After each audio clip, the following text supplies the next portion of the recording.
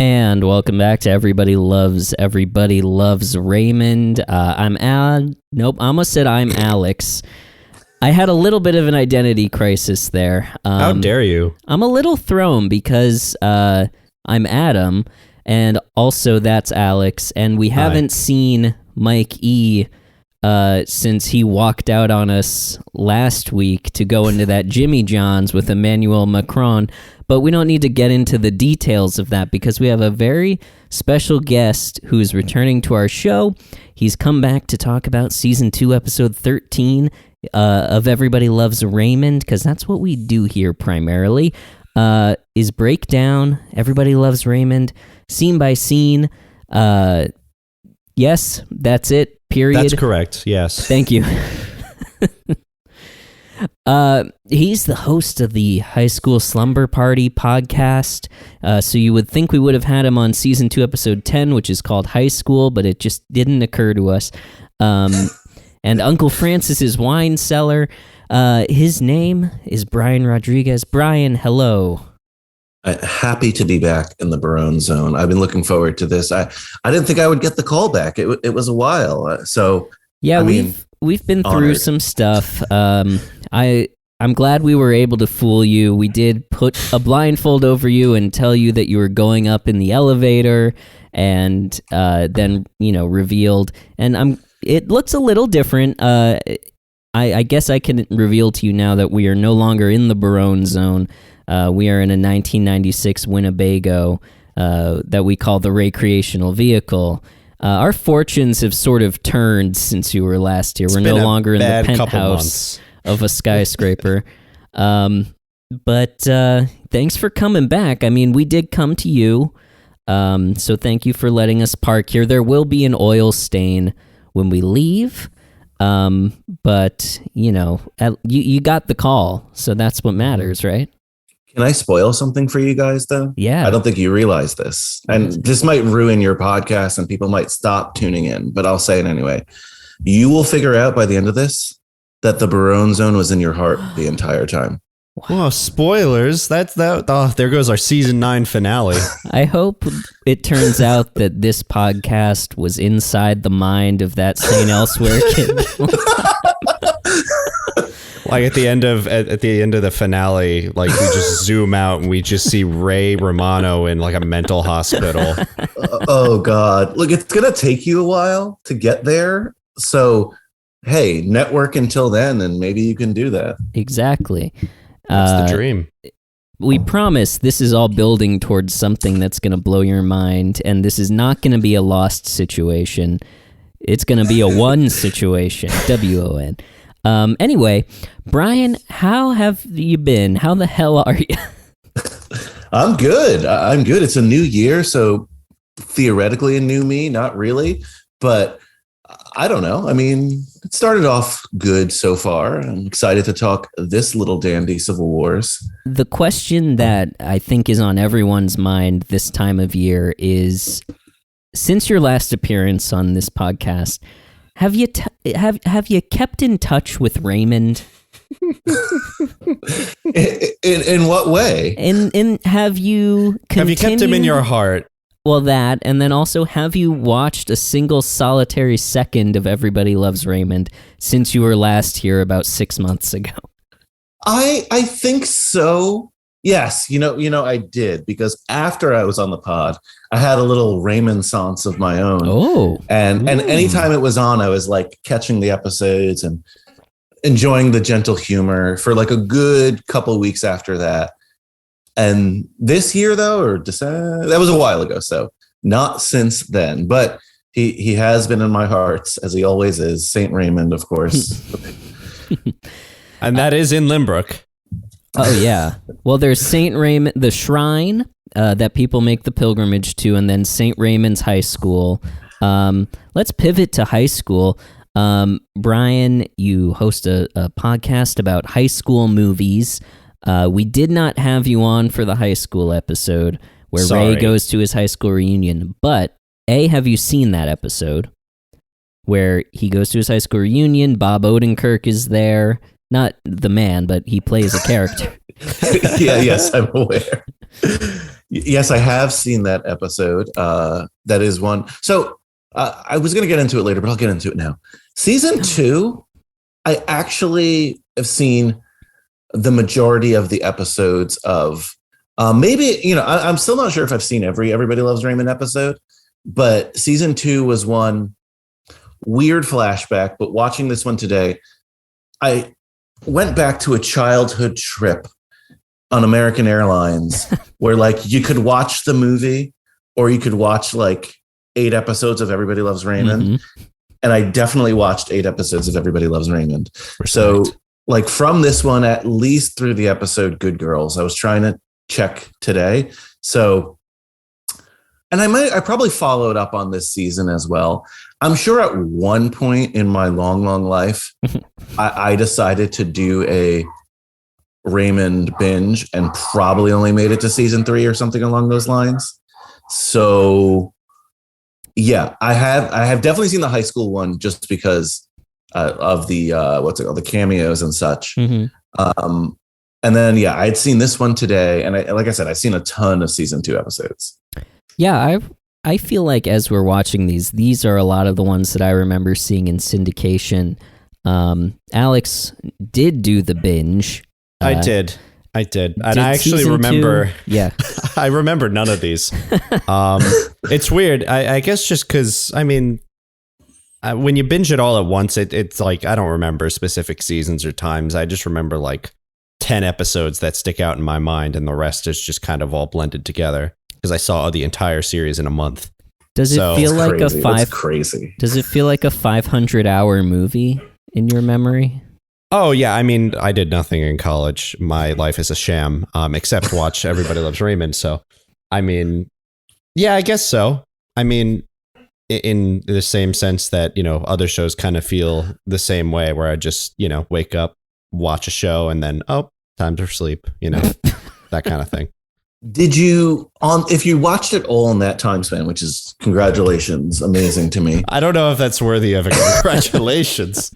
Did you catch continuity errors and stuff? Because I find when I do a quick binge on these sitcoms of this era, mm-hmm. the continuity errors really piss me off. I don't remember any. I remember what I turned into a game, and I've mentioned this on the podcast a couple times, Adam, as you may recall. Oh, yeah. I try to look out for like boom mics, because they happen pretty often in this show, usually in the kitchen scene. And like, I think I remember seeing like 5 or 6 throughout my time watching the show. And so far in this podcast, I've only seen 1, but I've been keeping an eye out. And it was pretty early on, too, wasn't it? Yeah, it was a couple episodes in, I think. Mm-hmm.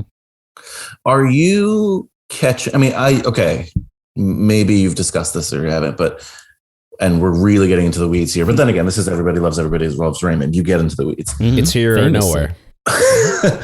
So what is the aspect ratio on Peacock? It has to be widescreen, right? Or are you watching full screen here? Adam, what is it? Oh, I don't pay attention to things like that. I should have paid attention. Maybe I'm just going to pull up Peacock. Because with a lot of sitcoms that were intended for full screen, now that they're on streaming on widescreen, you can catch all kinds of stuff on the margins because they never thought it would make it onto the full screen, view. Yeah, that's a good point. But sometimes, like I know Friends is famously for that. Like there's a couple scenes where there's like what do you call it? Like a body double instead of Rachel. Really? But sometimes they'll just like cut it the other way. Like they'll cut the full screen and make it widescreen in syndication. So, I mean, I don't know. I didn't. Sorry, guys, I did not do the research on the aspect ratio of Raymond, but curious about that now. So I went to Peacock and I went to the category that's called All the Laughs. And I'm going to this episode that we just watched, which is season 2, episode 13, Civil Wars. Civil War. Oh, it's Civil Wars. I've been saying Civil War. Because there's a Civil War that they talk about, but there might be one at home as well. Mm-hmm. It's widescreen. I can confirm. There's nothing civil about that war. Oh, no. That was stupid. I'm sorry. With Frank so it is involved? widescreen. No.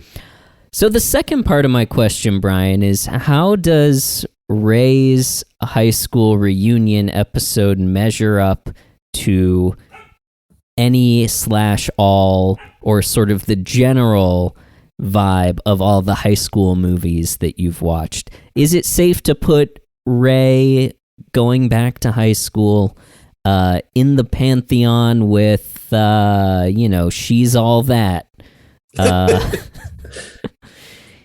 She's the Man, the She-verse. I think I know the answer to this. It's honestly, I mean, not for like teen films like that, but we occasionally will do like high school reunion films because they're just fun. And I love high school reunions. Some of them are a bit wacky and inappropriate, and some, are calm and cool like this. But this is like, that's, correct me if I'm wrong, that's where he meets, or we see Fran, right? No, that's actually an episode of The Nanny where he's crossing over. Yeah. So this is what I was going to ask about that episode. Is the continuity? Do you know if it makes sense there? Because it doesn't.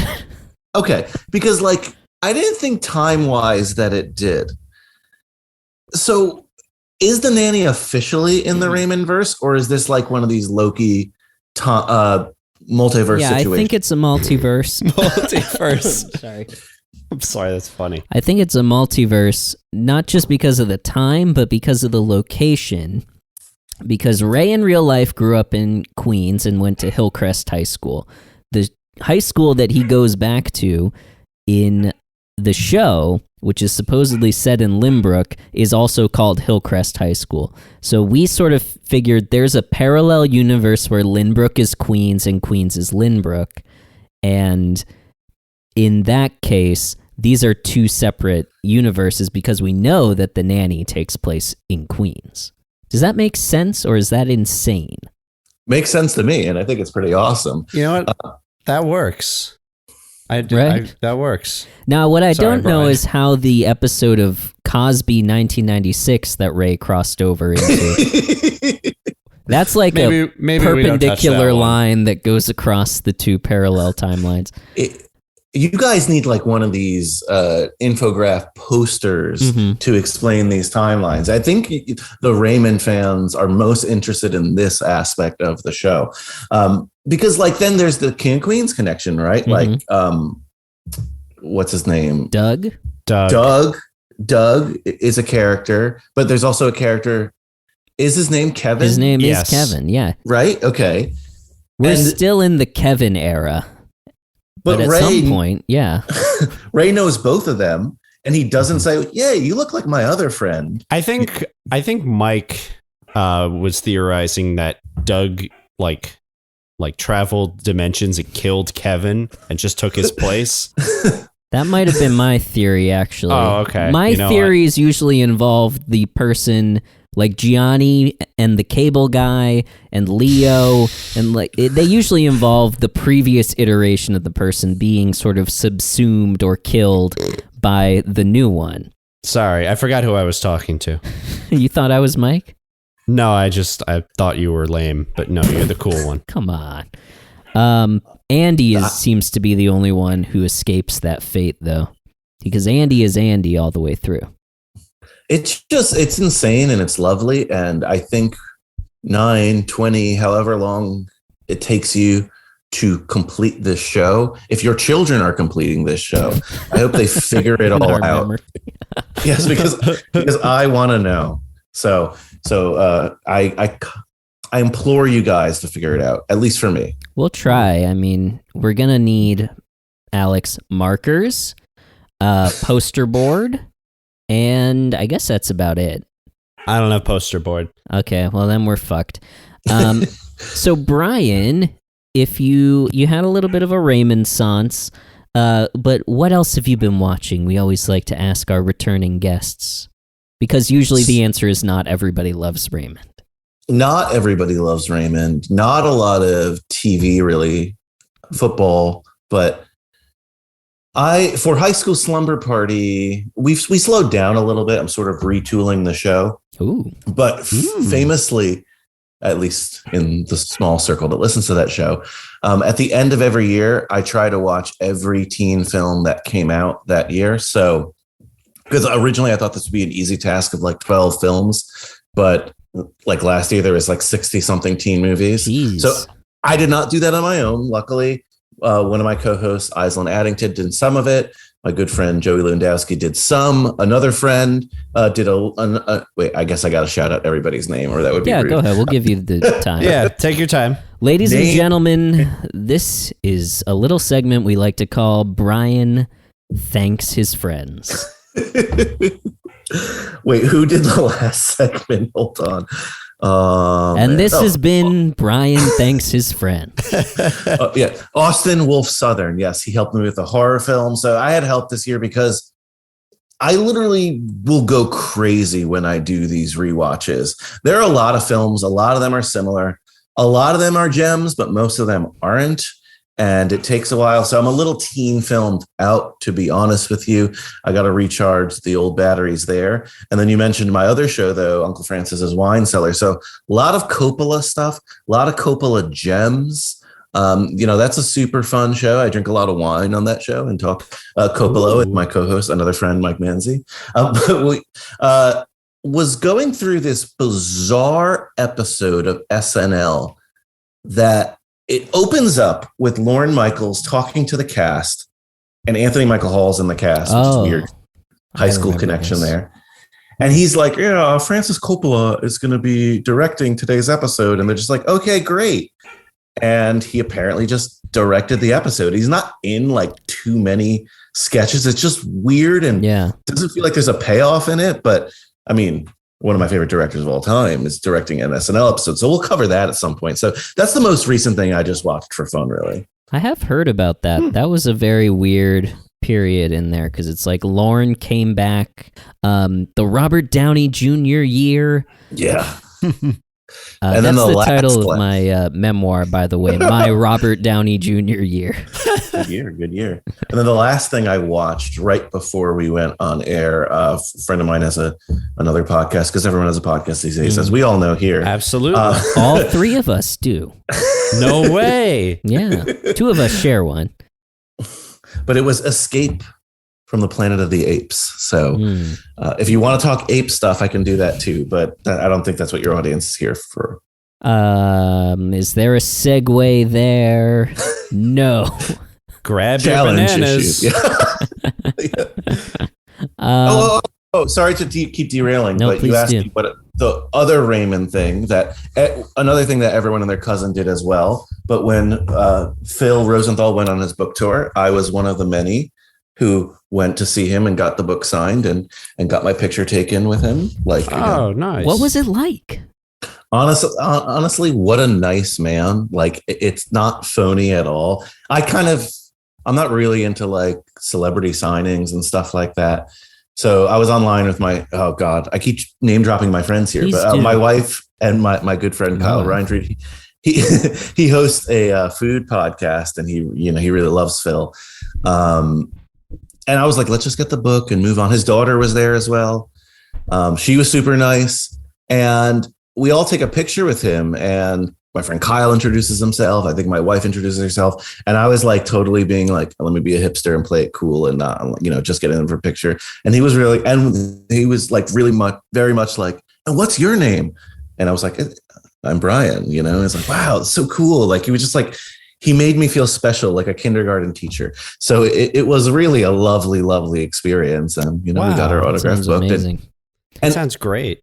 Every single person in this suburban New Jersey town who had like a couple things to say to him, he would listen and like respond. Maybe he didn't care. Maybe he's like an asshole in real life, but at least he was there. He was just like, oh, that's so cool. I'll check that restaurant out. Or that sounds like an amazing idea. So really, really, really awesome guy in real life. It's happy to report that. I'm happy to report that. You know what I mean? Like, I don't always expect that with celebrities. Mm-hmm. He does seem very genuine and sincere and like just a warm personality. It would be interesting to find out that that's all an act. That'd be like finding out that Mr. Rogers was an arsonist or something. That's great. Yeah. I'm going to have to go. He's in Europe, I think, right now, doing more book tour events. So I think Let's I'm going go to to have Europe. to go. Yeah, the Winnebago probably does have duck boat capabilities. I just haven't tested it. And unfortunately, that test, is quite literally sink or swim. So we'll have to find that out. Yeah, let's start by testing it in the pool. Yes, we'll go to Mike's above ground pool and just drive straight into it. Let's see what happens. Well, Brian, I'm so glad that you got to have that experience, and a little envious because he does seem like a joy. But you know what else is a joy? The American Civil War, as Mike keeps calling it, the War of Northern Aggression. But even more of a joy than that is season 2, episode 13 of Everybody Loves Raymond, and we are going to be breaking it down scene by scene with Brian when we come back from this break. Okay, we need Fishing a suggestion. Fisherman's dock. Okay. Look at all these fish at the fisherman's dock, Adam. Okay, you know what? Maybe. How about an organic opening where we A to C a little bit? Fisherman's What are you dock. talking about? Do you have a USB-C, Sonny? What is that kind of fish? Oh, so I just needed to charge my little radar thing that tells me how deep the fish are. That's called a battery. You buy them at the Home Depot. You old scrod, you were so behind the times. See, this I thing... am 35. This thing, though, that I got, this is made by Garmin, you see, not a sponsor. They make this thing, yes, it is a fish radar, but you know what it also does? What else does it do? It is also a streaming media player. For like rivers? Now, I gotta give it to you, that one was pretty funny. Thank you.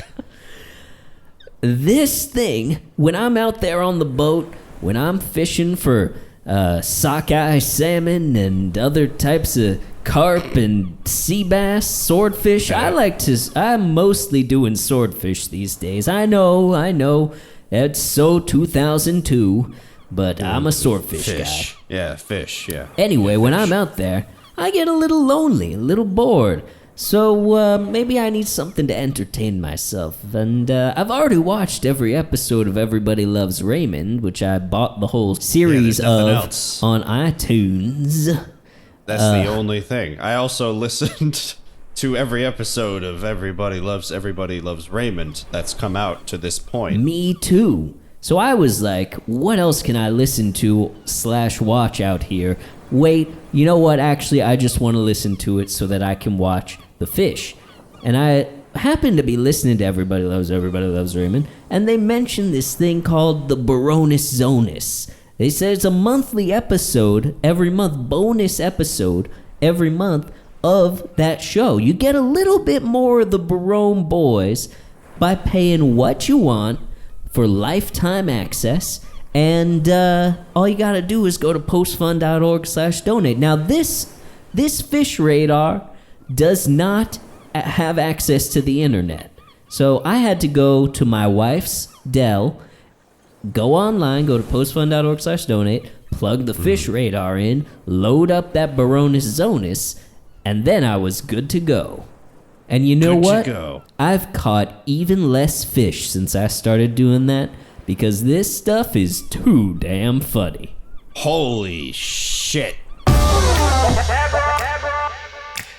And we're back. Thank you for sticking it out through the break with us, or immediately skipping ahead to the episode discussion. Well, we have to reintroduce our guest in that case. That is true. If you missed the first half of the episode, that's a fucking lie. If you missed the beginning of the episode, you will have missed that we are talking to Brian Rodriguez, the host of High School Slumber Party and Uncle Francis's Wine Cellar. He is our only returning guest to be named Brian. So we're super happy to have him here.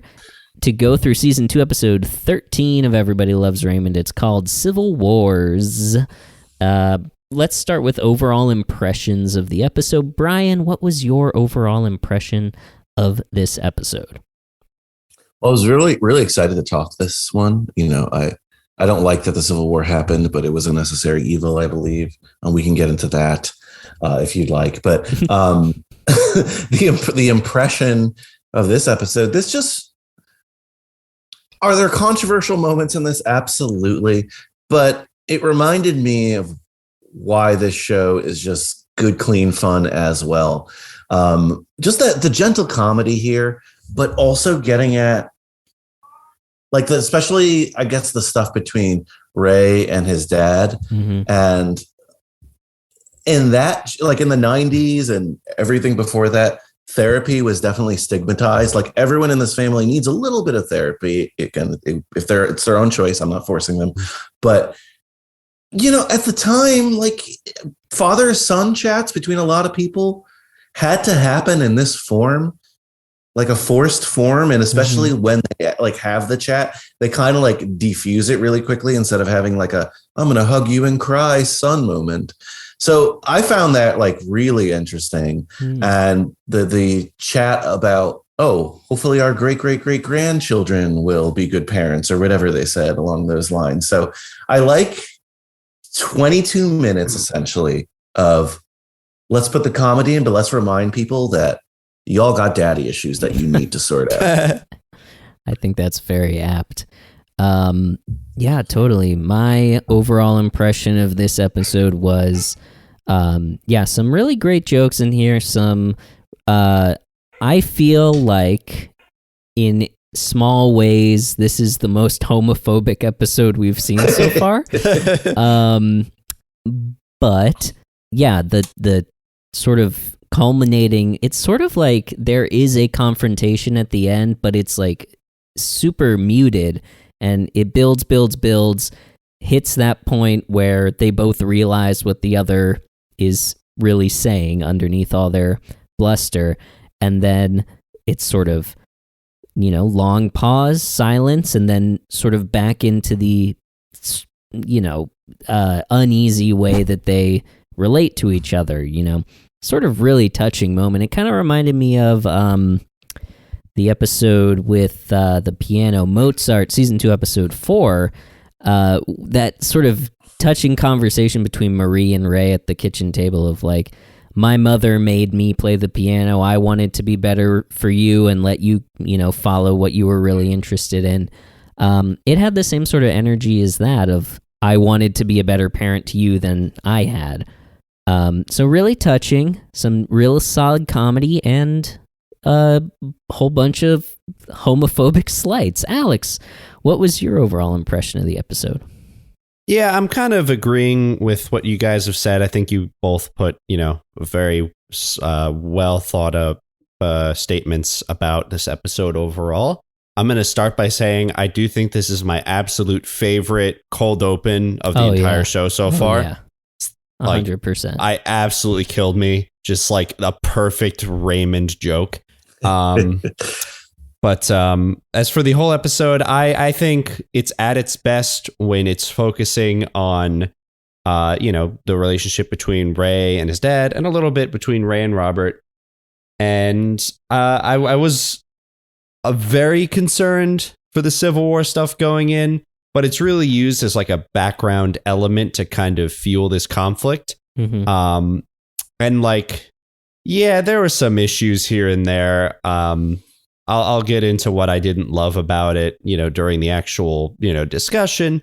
But overall, I think, like Brian said, it's a good, clean fun with real moments that really do hit very well. Yeah, totally. So let's dive right into that cold open, Alex's favorite cold open of all time, the Coat. So far. Or Kuat, cold open of all time.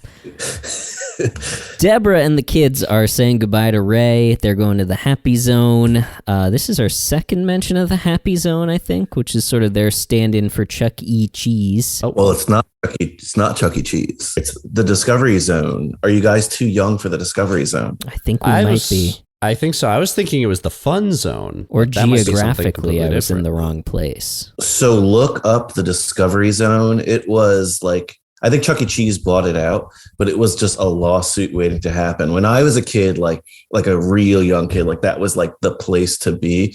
But so many childhood concussions, it probably explains the way I speak today.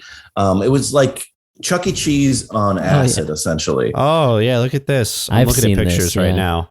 Like the zone was bigger than you could imagine. And I often think about the Discovery Zone because I think about like the moms and dads just sitting there while their kids are brawling in this like Mad Maxian ball pit slide world. Lots of punching, lots of sweating with kids and bad pizza. So yeah, it's pretty it was, looking back, pretty gross. And I believe it closed because of the lawsuits and Chuck E. Cheese bought the assets. But Chuck E. Cheese is like more dinner pizza theater, and some part of this, like Discovery Zone, was like all a child hell on earth with plastic and balls. With pizza. It does look like the Discovery Zone reopened. This article from Cincinnati, what is this? ABC 12, something like that. Local 12. 90s kids rejoice. Discovery Zone and indoor play area. Arcade opens on East Side. Does it have a date? It has a date of February 7th, 2020. So maybe it's not open anymore. Maybe it was open. Maybe it was open for a month. What a terrible time to reopen this. Jesus, how poetic is that? It's amazing. The time is right to bring the germ pit back. Oh no. That is really unfortunate. Sorry, Cincinnati. That's a shame. I was going to say we should go. It's definitely not open anymore. That is so unfortunate for the people who invested in that. Oh my God. Well, that's fascinating. So Deborah and the kids are going to the happy zone. Ray is sort of saying goodbye. Ray's not coming. He's ushering them out as they go out the back door from the kitchen. And he says, bye, have fun. You know, I'm going to miss you. And Deborah says, yeah, Daddy's really going to miss us. And close the door. Ray walks over to the refrigerator, turns on the radio, some what the captions call Latin music plays, and he does a little dance for like 3 seconds and then turns it off. I love the choice of him turning it back off after 3 seconds. Yeah, I thought that was I don't know really why. That funny. just feels very Raymond. Like that's probably the most dancing he's ever done in his life right there.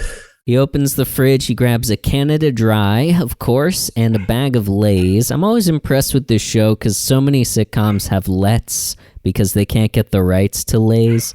But this show, it's all Lay's all the time.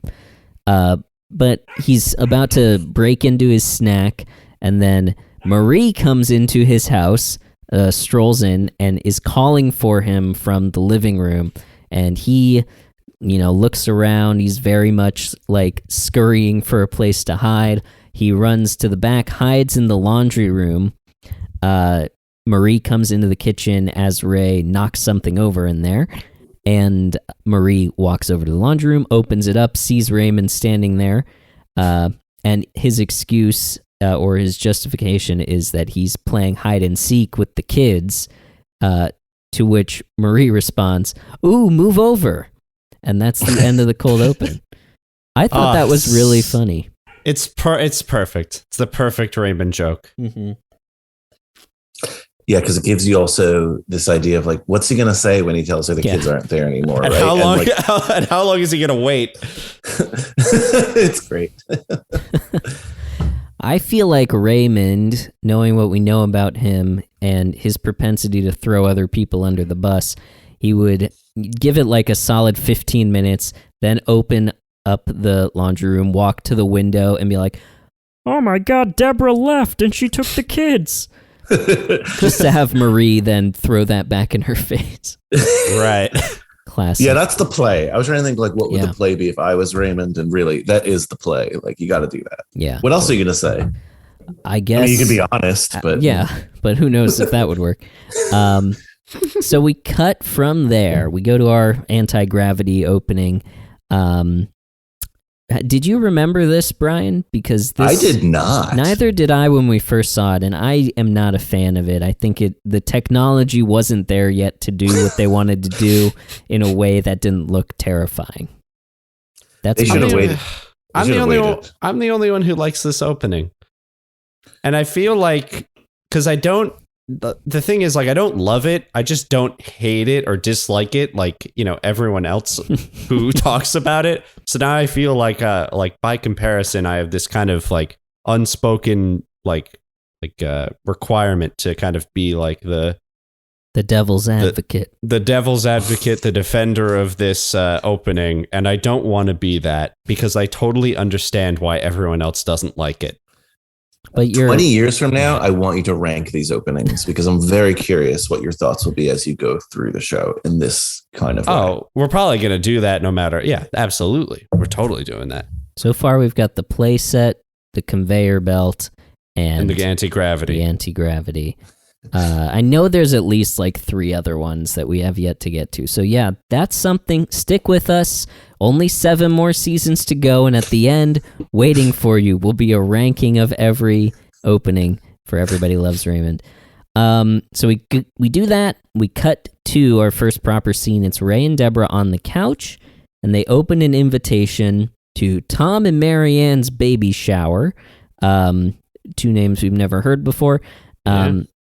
And it's an invitation for both of them because it's a couple's baby shower, which doesn't seem too weird to me, but to Ray, it's as if, you know, they're reinventing the wheel completely. What is weird about this baby shower is the invitation says that every guest is going to be expected to deliver a presentation. You can recite a poem, do a skit. The proud parents will tape it as a tribute to the child. And I was not sure what child, if any, would want that. Just None. A cavalcade of strangers doing poems and skits in their honor. What would you guys have done if you got invited to this party? Like, what would you done as tribute for the child? Well, first, I would be as angry as Raymond. I don't consider myself to be as backward as him as a 90s man and gender issues. I hope I'm not. But I don't want to be forced to do that kind of thing, right? Like, don't force art on me. Don't force me to do art for your child. What would I do? I was thinking about that too. I'm like, I don't know.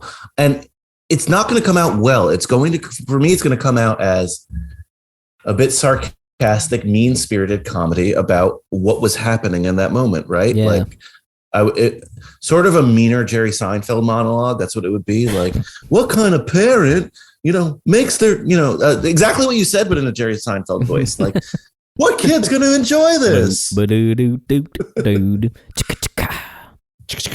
Because see, that would actually be good, though. Maybe, but awful. Like, who? But I thought this was the most 2022 thing, or 2023. Sorry, it's January. Barely. 2023 thing. Last day of January, yes. But sure. Yeah, it's February when you're listening to this. So sorry, February, if I'm confusing your timelines out there.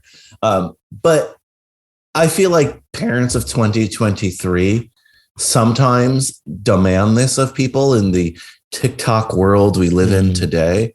Like, oh, wouldn't it be fun if we all did this or we all did that? It's like, no, it would not be fun. Right. What were their names? Marianne and whatever. And I don't Tom. know. Yeah.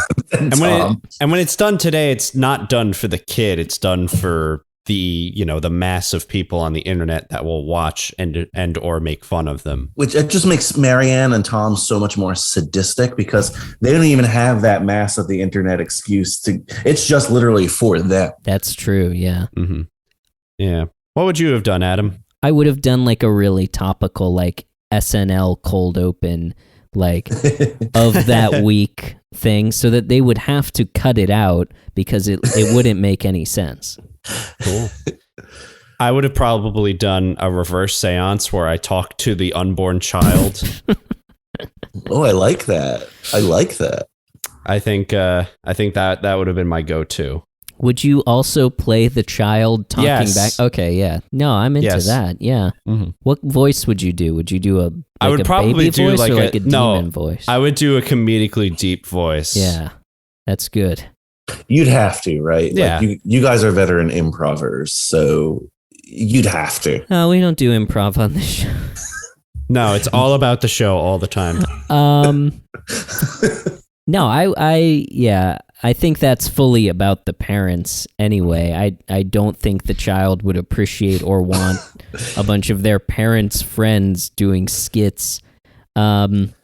And let's be honest too, when the child can digest this medium, a lot of those friends are not going to be their parents' friends anymore. They're going to have to explain, oh, I knew this person from college, but they kind of drifted off, or Lewis divorced Tina, and or that's who your mom cheated on me with. Yeah. There's your stepdad. We didn't know it at the time. Not the guy your mom cheated on me with, but maybe the stepdad would have clues in this, like, oh yeah, you'd see skit. Like maybe it's a multi-cam kind of shoot where they can then cut to the mom, like giving him a lingering look. Make it like the first like step in like a year-long treasure hunt for the child. Just like okay, so at that point, Marie comes downstairs. She was upstairs, helping with the kids, but she also says, I made the bed, hung up the clothes. I tell you now so you won't be shocked later, which again, classic like passive-aggressive Marie. At that point, they hear some yelling, and they look out the window, and it's Frank and his friend Harry running at their house. Let me tell you about Harry. Harry is played by John F. O'Donohue. He is known for appearing in The Cable Guy, the movie The Cable Guy, and the movie As Good as It Gets. He is a real, in 80s and 90s TV, a real one-episode wonder. He's been on just about everything. King of Queens, relevant for us. Living Single, which I enjoy. And then Seinfeld, one of many Seinfeld alums who've been on this show. He was on most of the episodes of the Ben Stiller Show, which is a weird little artifact of the early 90s.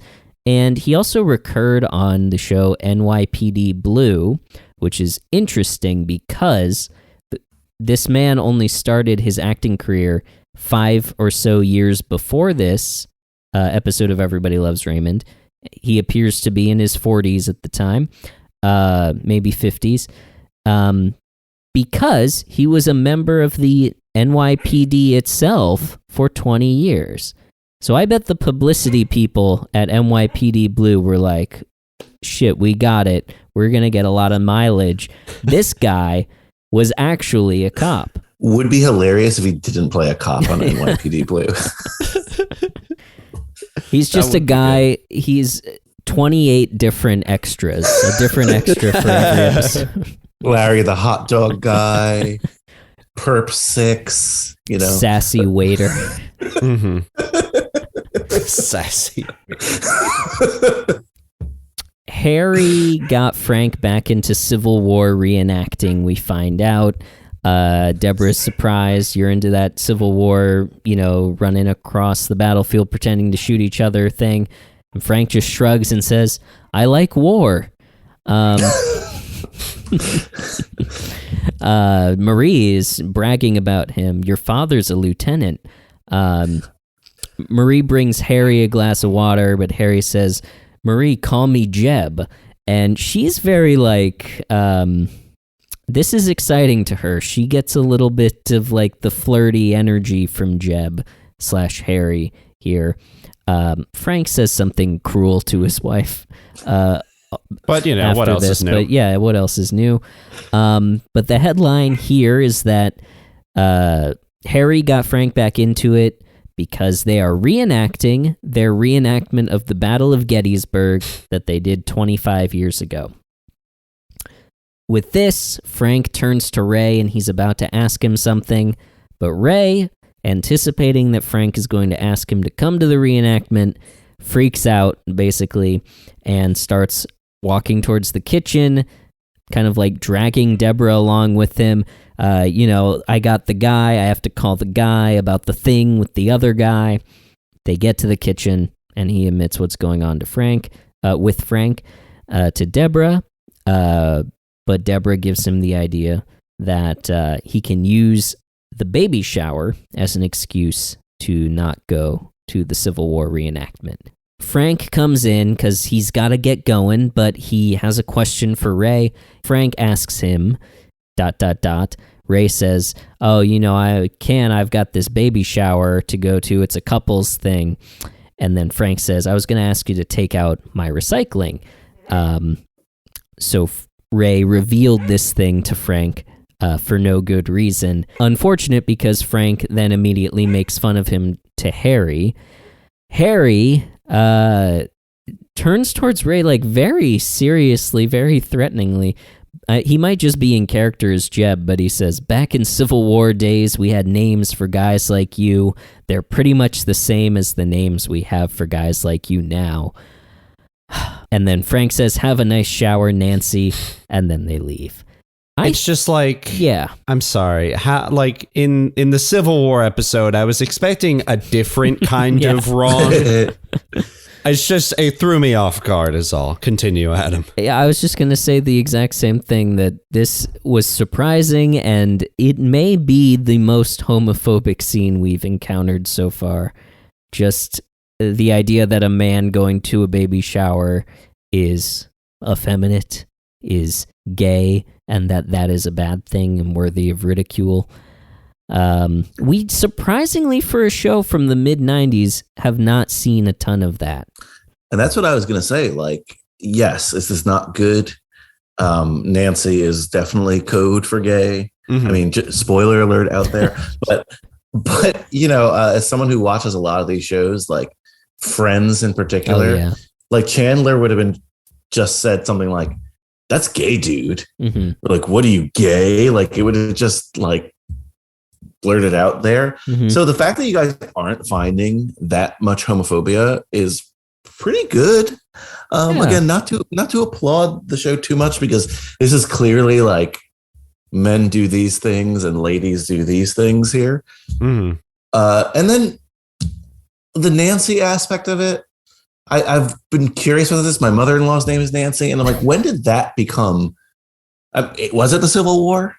If we are to believe Jeb. Wonder. But when did that become like, oh, you're such a Nancy? That's a good question. I should have looked that up. Nancy. I just put Nancy into Wikipedia as if that was going to answer all my questions. Okay. Hopefully it sort of has like the same energy as like, how in the original Incredible Hulk, they changed his name from Bruce to David because Bruce is supposedly a gay name. From what? Why? Like, why? Yeah, like, who knows where these things come bizarre. from? Yeah. But the Civil War aspect that you're saying, it was so interesting to me because what part of the excitement of choosing this episode was that I thought we were going to get some Civil War controversy, but largely they're pro-union, which is great. Yeah. I myself am also pro-union. Yeah. That's good. Oh, thank goodness. Ray is not happy to be a Confederate. Maybe it's for the wrong reasons, but yeah, that's true. He really doesn't have much of a protest beyond. I don't want to say y'all and grits, and also I want to be on my dad's team. Other than that's the thing that kind of was like, wow, they didn't bring up like slavery or like the fact that the Confederacy were the bad guys once. Like, it was literally just, I don't want to talk like a Southerner. Maybe Ray did. Well, actually, they didn't give a value judgment to it. There was that line later on where Robert mentions them losing. Allie says, I hope you win, Daddy. And Robert says, don't bet on it, kid. But that's not a value judgment. That's just, they didn't win. Like, that's just history. Silence. Howard Zinn said you can't be neutral on a moving train. And I feel like this episode is kind of neutral on the Civil War itself. Well, you should have talked to Phil about this. That could have been your one thing. Good point. Person in front of you is a little old lady who recommends an Italian restaurant to him, and then you come up, why did you take a stand against the Confederacy? Oh man, I wish I like I now looking back, I wish I just mentioned the pod in that sense and just ask one question, because knowing what I know now, he would have tried his best in like 30-second period to answer it, whatever it was. Yeah, I believe that. Yeah, and I bet he would say the right thing too, because he's a great man. He is a good man. Okay, where are we in the episode? Yeah, so they leave. We cut from there to Deborah and Ray that night in the living room planning for their shower presentation. Deborah is like, you got any ideas, essentially? And Ray says, here's something. And he does this bit where he's very like excited about this idea. We can get up in front of everybody. Then, and this is great, I put an axe through my head. I actually thought this was a pretty funny little bit. Just that he kept going with it. Yeah. Deborah says that as bad as the shower would be and the presentation would be, it's not as bad as the Civil War thing. You know, poor Robert. And Ray is surprised. Robert's going? Robert's so great? Why, he didn't even ask me. Why didn't he ask me? What's wrong with me? It really sends him on this like crisis where he realizes how much he just wanted to be asked whether or not he actually wanted to go. And then we cut from, that's actually a pretty short scene. We cut from there to Frank and Robert. Ray comes over to the Barone's kitchen, and Frank and Robert are eating an authentic Civil War breakfast. They're eating some beef jerky that Marie made, and Robert says you could swear this was made in 1863. They're talking about... whatever that means. Yeah. They're talking about the Civil War reenactment, and Ray is like, oh, Robert, you like this stuff? Robert does like it. It's like violence without the paperwork, which is just more speaks to our theory about Robert. In between the scenes of this show, Robert, he's going and like, you know, like being a dirty cop, dangling people off of buildings and like killing people in cold blood and stuff like that. This sort of speaks to that in my mind. Don't you think? A little bit. I think 100%. Like I was like, whoa, are they trying to comment on police violence? I was like, probably not, but that is a little scary to think about. Like, you know, like he's itching to fire his gun, essentially. It's like, whoa, Robert, not appropriate. It is true. Since the first episode, I guess actually we do see a gun in this episode. Yes. But since the not first exactly episode, the same. We haven't seen Robert's gun when he drew it on his brother and his wife. Out of context, this is the funniest fucking thing. Robert likes it. It's like violence without the paperwork. And then Ray starts hinting at wanting to be asked. And then Frank starts asking him, well, did you want to go? And Ray's like, you asking me? And Frank is like, do you want to go? And then it gets increasingly loud and they get increasingly annoyed with each other. But eventually Ray is like, yes, I want to go. And he's like, okay, you'll go then. Frank then gets up to tell Harry that Ray is coming. He's got to go over and tell him because Harry is so invested in the character of Jeb that in his world the phone won't be invented for another 13 years, which sort of sums up how I feel about like Daniel Day-Lewis. Like, fuck you, man, you're gonna make me, you know, it's not worth it. It is not worth it, especially for this. And this is not my criticism of the actor. It's my criticism of the character. Mm-hmm. I guess not even the character, but is he even that good as like, oh, I guess we don't really see too much of him on the battlefield, but that's true. He's definitely like ignoring the phone is one thing, but he's still living in the world today. He's not like freaking out. Like, how did I get transported here as a soldier? Yeah. Also, so many battle inaccuracies, like that doesn't piss him off, you know, but we'll get into that. Yeah, I don't know. He does seem like a complicated. I wish we could have, you know, maybe he could have played in the last scene a little more prominently. That would have been good payoff for his character. But as it is, we only get one more scene to look forward to with him. Yep. So Frank leaves, and Robert sort of asks Ray, do you really want to do this?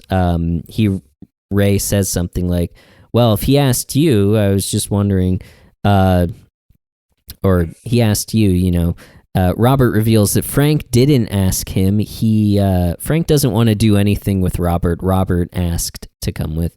And then Ray says, well, really, I only did this because, and then kind of trails off. And Robert says, oh, you thought you wanted to do this because he asked me and not you, which Robert finds very, very funny, of course. Anytime Ray sort of shows his insecurity like that, or Robert just gets so giddy. Robert is very giddy. Robert tells him to bring a newspaper because he's not going to enjoy it, and also bring some toilet paper. No, he says bring newspaper because they didn't invent toilet paper. That's right. Yeah, good point. So we cut from there to back over at Ray's house. Ray is coming downstairs into the living room. He's got two newspapers. Newsday or USA Today? Which is softer? He asks Deborah. Deborah starts going through the bag that Ray is packing for the reenactment. He's got Rice Krispie treats, and he's got an itty-bitty book light for his nighttime reading. Ray says at first he just wanted to be asked, but now, despite the contents of his bag and his general sort of like not knowing how to do any of this, he kind of wants to go. He's kind of excited about it. He says, war makes people do crazy things. And that is a very short scene because we cut from there to the Barone's basement. This is the first time that we have seen this set. Ooh. And I really like it. It's a very interesting... I like the sort of perspective of it where it's almost like we're seeing it at an angle, which I feel like sitcom sets don't really do that. Like we usually see the back wall of something. I like the way that this is built and framed. So Frank and Robert are in the basement, and Ray is calling. This is the second time someone calls for someone off screen in this episode, which is not something I don't think they've ever done in any other one, but it is an interesting device. And Ray calls for Frank and Robert.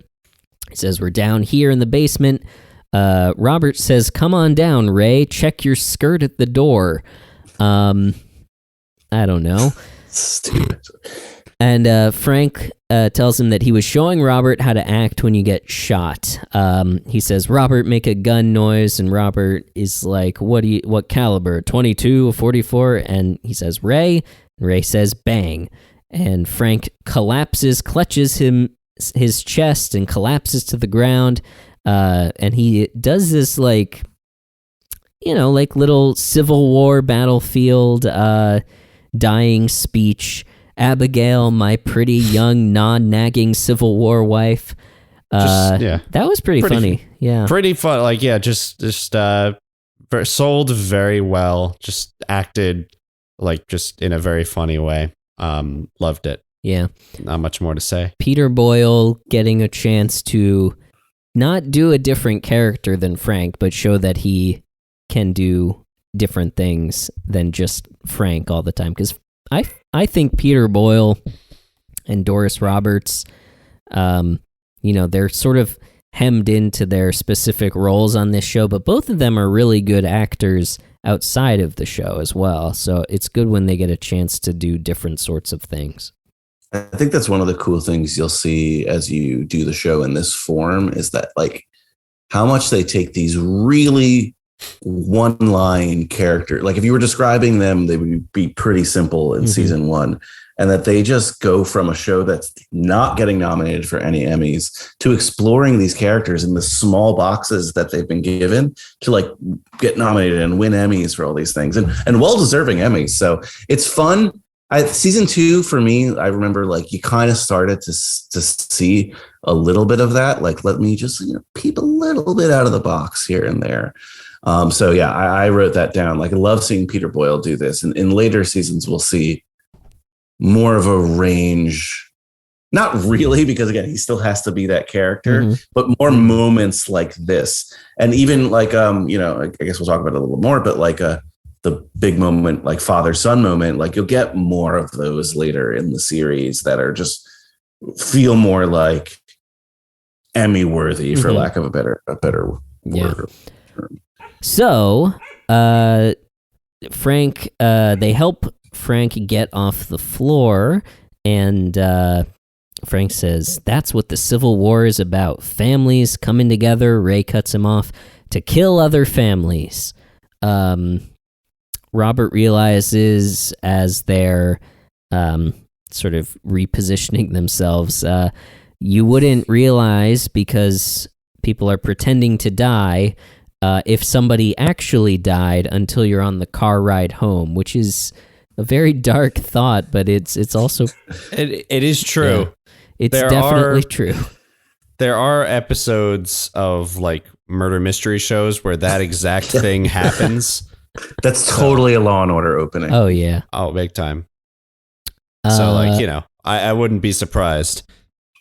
I would like, and I don't know if we can get the rights to do this, but like we could write a series of like Robert Barone mysteries, don't you think? And then we could sell that to PBS and get like, Masterpiece Theater to do a couple of them. They'd have to make him British. We could call it the Barone Report. Oh my God. I don't want to keep derailing, but who would play Robert Barone today? Are we talking about what I just described and they have to be British? Or they don't have to be British, but what you described, like a Robert Barone, tough, gritty procedural. So it's got to be someone with height. I think maybe like Bobby Cannavale. Maybe just because he's Italian. But he has that kind of grit. He has that kind of comedy. Yeah. Maybe Christopher Maloney. Not to draw too close a parallel with Law and Order. Who else is Italian? Mine would be blown if I was theoretically watching Law and Order SVU and Brad Garrett strolls in as Robert. Would that make Law and Order part of the Raymond verse, or would that make Raymond part of the Law and Order averse? Hopefully both. Yeah, why not both? It's a Venn diagram. Where are we? I keep losing my spot. Okay. So they pick Frank up. Frank fell on this little cot that they have down there. Wait, is this Robert's room? No, Robert has a bedroom. Robert has a proper bedroom. So that's not the sad little cot that Robert sleeps on every night. That'd be amazing. That would be better. That just occurred to me that maybe because there is a bed down there. But I'm glad it's not. But on the cot they find Albert Barone's pocket knife. That's Frank's dad. I think that's the first time we get his name. Frank is like, "Oh yeah, he gave it to me. We used to go camping all the time." Ray wants to take it to the battlefield, but Robert thinks, no, it should be completely authentic. Speaking of authenticity, Harry marches downstairs. He announces, I think he does a really good job as this character of like playing up that military thing, but it has the unfortunate effect, I feel like, of him speaking directly to camera, which is sort of like hypnotic. The battlefield is ours, the carnival and the petting zoo have moved on, he says, and he hands Ray Ray's uniform now that Ray is going to be participating. Ray says, "Why does it look different?" It's because the South is short a few guys. Ray is very upset by this. Robert thinks it's funny. Ray doesn't want to be on the South. He says, "I don't know those guys. I'm going to be all shy," which I like that that's where Ray's mind goes to. Yeah, exactly. Yeah. No mention of slavery. Introspection, you just like immediately the anxiety of having to talk to new people is forefront in his mind. To be fair, no other concern. The guys who are volunteering to play the South in the Civil War reenactment, probably not the best guys. Yeah, I wouldn't want to hang out with those guys. I hope it's a situation where like everyone's got to take a turn on one side just to be fair. Right. At the not that I support this either. At the very least, I hope they like ship some guys up from Alabama and they come up. Authenticity. Well, I the idea that like especially like these northern guys were like, no. We were actually on the wrong side. Let me play the Confederates. Like that scares me a little bit true. more. Like I don't know. Yeah. I mean, the whole thing, honestly, the Civil War reenactment should be all the guys are on the Union side and the Confederates are cardboard cutouts and they just shoot. That way nobody has to be the bad guy. Yeah. So Harry doesn't pay any mind to Ray's complaints. He says, Robert, come help me get a cannon out of the trunk of my car. As Robert is going up the stairs, he turns to Ray and this I thought would have been the the CBS promo of then on an all new Everybody Loves Raymond. It would be like Robert being like brother versus brother.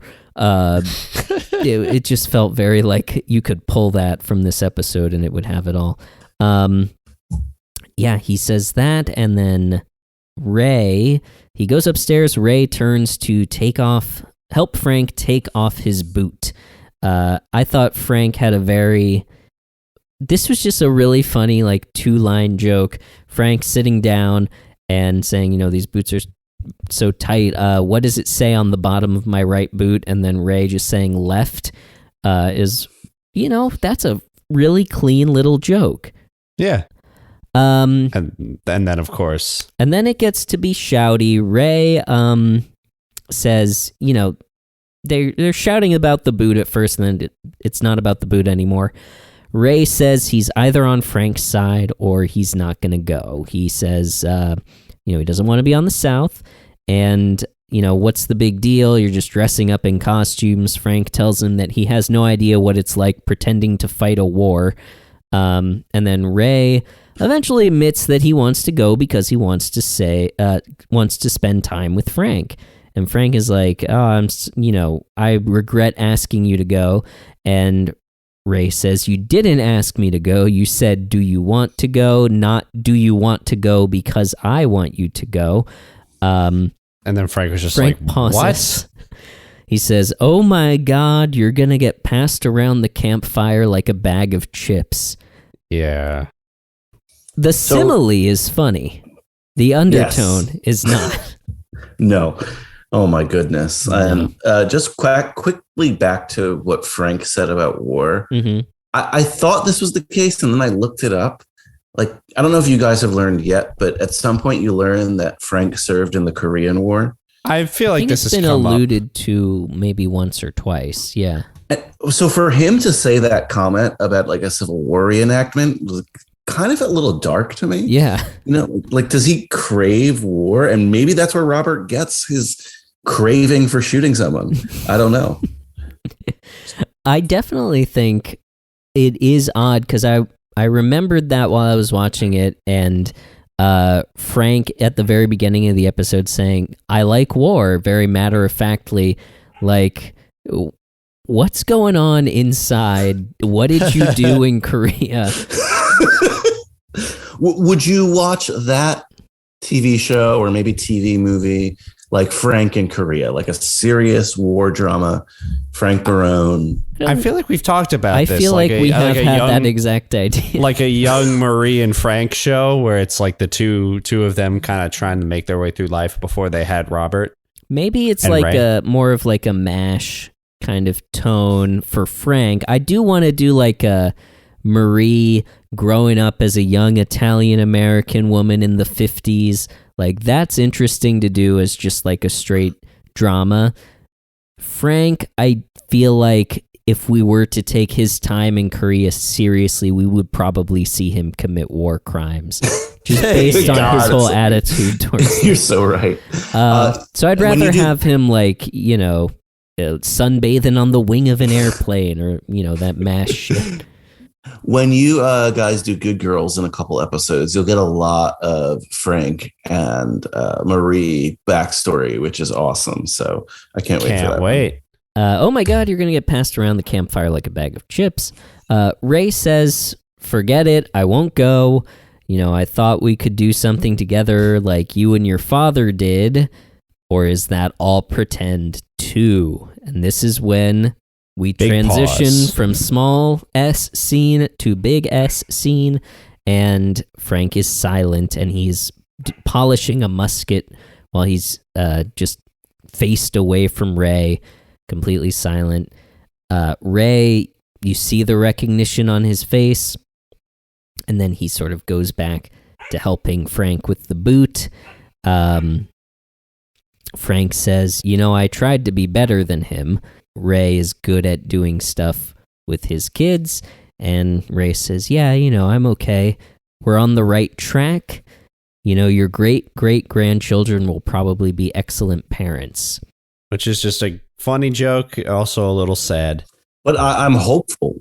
If we progress as a society that way, that's awesome. Yeah. So a little encouraging to me as well. There's a real emotional core to this part of this scene that is touching, meaningful, and that's a pretty good, wholesome joke to end that portion of the scene on.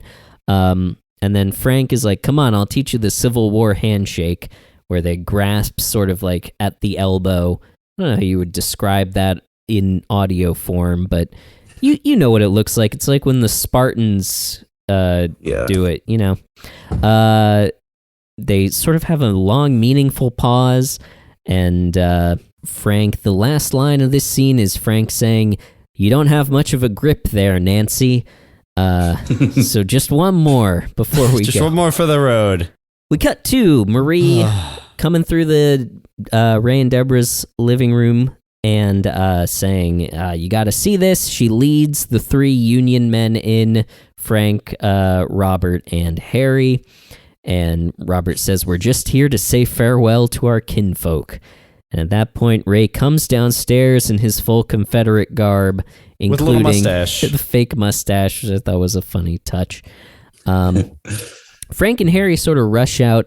Frank says, or maybe Harry says, all the good killings in the first 5 minutes, which again, just this lust for violence and blood. This is when Ray says goodbye to Allie. She says, I hope you win, Daddy. Robert says, don't bet on it, kid. And then before they go, Deborah tries to get Ray to sign the card for the baby shower. Ray says no. Deborah says, what am I supposed to tell Tom and Marianne? And Ray, big pause. Frankly, my dear, I don't give a damn. And then some stirring music. And this is an homage to Gone with the Wind. So this is probably a problematic little nugget. The Wikipedia page for Gone with the Wind has a lot of great stuff in the 21st century re-examination subheading. I like this line. Gone with the Wind is, quote, the prime text for examining expressions of white supremacy in popular culture. That's from Dr. Jacqueline Stewart. Whose introduction to the movie now plays before it on HBO Max, which I think is good context because this film has been described as perpetuating the lost cause myth, which claims that the cause of the Confederacy was just, heroic, and not centered on slavery. I don't think the writers thought that deeply about it. And that it's just, this is a very famous movie line. It would be funny to put this in the Civil War episode. Probably got laughs. Yeah. It did get laughs. Whatever this is. Yeah. Well, the studio audience loved it. Nobody thought too heavily about that stuff back then. I like that they did a little bit of bending the format a little bit by having the music swell.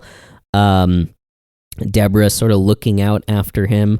And then closing the door and the music cutting off and her saying, idiots.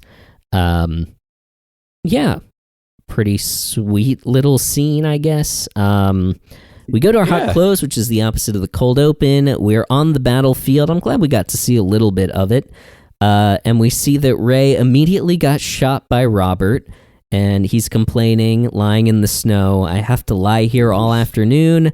Robert says it's got to be authentic. Ray says, what authentic? Stonewall Jackson's wearing a beeper. And Robert says, I thought that was a funny line. or a funny, button to that little bit. But Robert adds on his wife's pregnant. I don't know if that adds or detracts from it. I think it's a nice little bit of flavoring on top of it. Yeah, I like it. It's like, that guy just wants to be sure, if his wife either goes in labor or just needs him for any reason, like he's there, he can kind of answer. I guess that's cool. I'm like, there's 3 beats in that joke already. I have to lie here all afternoon. It's got to be authentic. What authentic Stonewall Jackson's wearing a beeper? So having that 4th line there sort of messes up the rhythm for me. But also, I'm over analyzing this joke at the end of the episode. At any rate, the extra 5 seconds. Yeah, that's true. At any rate, that is the end of Civil Wars, Season 2, Episode 13. So now we're just going to turn towards our classic barometer, which is the scale from 1 to 10 on which we rate Ray's performance as a husband, brother, rebel, son, all those things that we look at. And 1 is the bad men of television history, Don Draper, Walter White, and 10 is the good guys, Danny Tanner, Uncle Phil, Carl Winslow. Alex, quickly, what is your rating for Ray this episode? I've been bouncing around a little bit. He was kind of big baby a lot of the episode, especially in the beginning, trying to get out of basically everything, just pulling classic Ray. But I'm a sucker for like his real emotional talks with his dad. I love that shit. I eat it up. Not considering, the Civil War aspects of it, just kind of how Ray was as a son. I'm going to give him a 6 because he was kind of a dick to Deborah throughout the episode, just kind of not considering that she would have to do the baby shower on her own. But just his talk with Frank really bumped him up for me. That's a good point about the baby shower. Brian, where is Ray coming in for you? So the last time I was on, he bought a really crappy death trap car and made his family drive it. And I wasn't thrilled with that aspect of it. I feel like the stakes in the Civil War were higher than they've ever been in history, but the stakes in this episode were not that high. He has to make a choice between going to a baby shower or doing a Civil War reenactment. Sorry. Yeah. It is what it is there. Right. Yeah. So even though he's kind of a dick to his wife and his family at moments, it's not in a level that's going to cause them any kind of harm except for potentially emotionally, right? Which is still bad. But so I gave him actually a 5. Oh, okay. Right down the middle. Mm-hmm. Average TV dad and husband. Nothing terrible. He's not doing irreparable damage, but he's also not like winning the day with his family, just sort of there, but not in a bad way. All right. Yeah, totally. I'm feeling about the same. I give him a lot of credit for the conflict at the core of this episode being Ray wants to have a relationship with his dad. He wants to feel like his dad wants to have a relationship with him. I think that's a very not problematic conflict for him to have. It's not like he's trying to undermine someone or hurt someone in any way. That's good. He does, as he tends to do, he tends to throw Deborah under the bus in the process of doing this, making her go to what sounds like an absolutely terrible baby shower by herself. So I'm going to dock him a little bit for that. He did not have sex in this episode. Shame.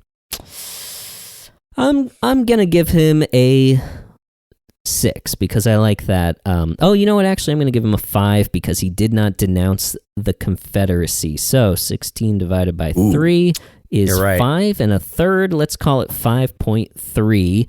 Mike, because we haven't seen him since his last appearance, he did not leave his barometer rating in this envelope that his last one was in. There are just a lot of receipts, though, from Duncan, and it just says egg. So I don't know exactly what that is, but we'll have to ask him when he gets back. But that is it for this episode. Brian, where would you like to direct our listeners now that they've heard how charming you are and enjoyable on the ears. Well, you can check out your local Newsday or USA Today, whatever is softer. I'll have my ad in there. No, you can hear me on my two main podcasts right now, as mentioned throughout the episode, High School Slumber Party, a podcast where me and my friends talk about high school and teen films, which, again, open invitation to you guys to be on, or Uncle Francis's Wine Cellar, which I feel like your audience might enjoy a little bit more. Italian connection. Yeah, that's there. I do like Italian. Can we do an episode of Raymond? Is there a tangential connection there? If you find it, you absolutely What about the Italy episode? When you get there, what is that, season 5? That's about 10 years from now. Maybe we do like a crossover at that point. Yeah. I mean, we'll probably need the material at that time too. So perfect. No, we'll figure something out. But I do love those Italian episodes. They're great storylines there. Yeah. There's definitely Godfather jokes and connections in those episodes. So that's enough for me. But check that out, Uncle Francis's Wine Cellar, where we talk the films of Francis Ford Coppola and all Coppola-related stuff, cut by cut, as he has so many cuts of so many of his films. He's actually making a film right now, Megalopolis, which sounds like a glorious, glorious, glorious nightmare of a production, which usually produces good Coppola work. So I can't wait for that film to come out, and hopefully some of your Raymond fans will have a listen. If not, I hope you have me back, and maybe I can sell them on it a little bit better. Absolutely. Speaking of selling stuff, we are selling the Baroness Zonus, as we always are. That's our monthly bonus episode. Pay what you want, get lifetime access at postfund.org/donate. We're on Instagram at Barone Zone. We're on Facebook at Barone Zone. We're on email at Raymond@postfund. Drop that first at. That is the word at space open quotation mark Raymond at simple Raymond at symbol postfund.org close quotation mark. Nice. That's our email address. Nice and in and out, real quick, clean. But we're not getting emails, are we? We have not received an email in quite some time. But that's it for us. That's the end of our episode. There's only one last thing to say. It's our classic sign-off. Brian? Everybody loves Raymond, and we love you. That was a good episode. I like Brian. That was a lot of fun. Brian's great as always. Dare I say it? Best episode we've had ever? Ever, or since the back half of the last episode that we did, which was also remarkably good. I don't know what those have in common with each other, but something about it. We've just been... What the fuck was that? Oh my God. Oh my... Something just flew into the side of the Winnebago. What? Oh, it's a little pigeon. Hey, little guy. Oh my God. Okay, I'm getting he's a pulse. Unconscious. No, he's okay. There he goes. There he goes. He's flapping. Oh my God. This is the unhealthiest looking pigeon I've ever seen in my life. He's a little chubster. I've never seen a pigeon with frosted tips before, but he definitely... Oh, he's a little Guy Fieri pigeon. Little Guy Fieri, little 2002 boy band. Wait, what is this on his... Well, on his one ankle, he's got like a nice turquoise anklet, so I guess he's from the Southwest. But in the other, nice. There's a little note. A scroll. What is... Sort of like a fortune cookie paper. It says 3. That's all it says. 3. And it says from Mike on the back. Oh, is this Mike's rating for the episode? I guess so. I assume he watched it. I don't know where he is, but wherever he is, I guess he's got Peacock. I guess. I mean, once you get Peacock, it's sort of with you in your heart for life. Mm-hmm. The real Peacock is all of us. So I guess that makes, let's see, that divided by 4. So, okay. So Ray took a little bit of a hit with Mike's Rating Incorporated, which is a great company, by the way, that he started where he tells you if you're hot or not.